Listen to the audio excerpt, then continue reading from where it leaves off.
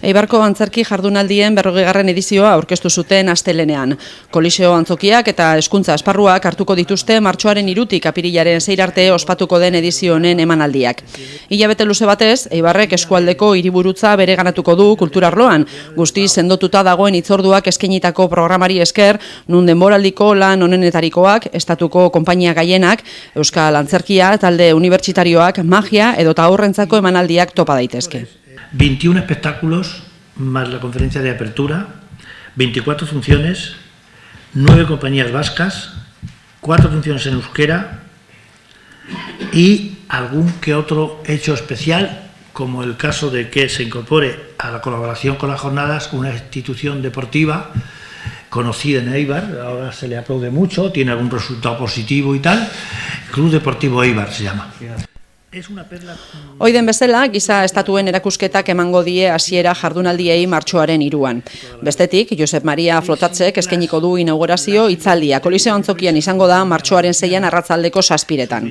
Flotatzek berak aparte hartuko du jardunaldietan serlo o no para acabar con la cuestión judía antzeslanarekin. Ez da izen ospetsu bakarra izango. Aitana Sánchez Gijón, Nuria Espert, Ramon Barea, Iñaki Miramon, Juan Gea eta Luis Varela ere Eibarrera etorriko dira besteak beste. Aurten, hiriko ordezkaritza ere egongo da agertokian. Rosa Martínez Alcocer, aktore eibartarrak, Frida Kahlo Viva la Vida lana antzestuko baitu. Cuando se da un número redondo, como en este caso es el 40, yo creo que nos toca sacar pecho, ¿no? Y sacar esa parte de bilbaíno que tiene el eibarres y decir que estamos, yo no voy a decir las mejores jornadas de teatro que hay en Euskadi, pero que estamos en la cabeza seguro. Yo creo que tantos días seguidos, tantas obras de calidad, tan variadas, de tantos estilos, cubriendo prácticamente todas las aristas, todas las facetas que puede tener el teatro, yo creo que pocos municipios podrán alardear de ello. 40 urte asko dira, esan dan bezala, eta horrek ere erakusten du zenbateraino, jardunaldi hauek lortu duten heldutasun hori, ez?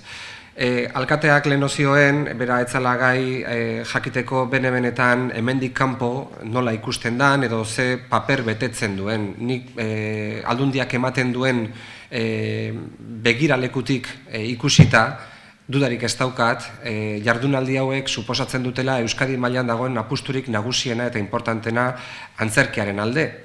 Ze beste zita batzuk badaude, Donostian, adibidez, feria dela eta, baino ikuskizun moduan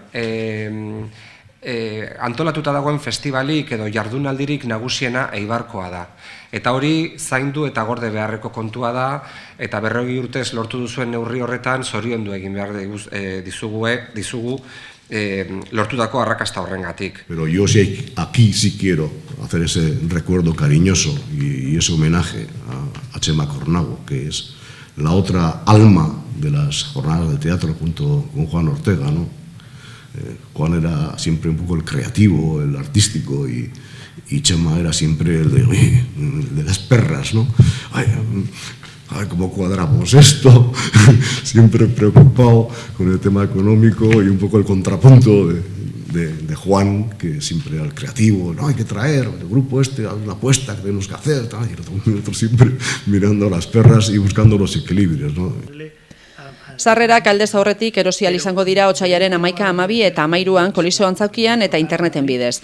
40. edizioaren aurrekontua 160.000 euro ingurukoa da. Jardunaldien zabaltze bokazioari esker arrazoizko prezioak izan ohi dituzten sarrerak are merkeago lortu ahal izango dira oraingo honetan Koliseoaren laguna txartelen jabeek 130% deskontua izango baitute.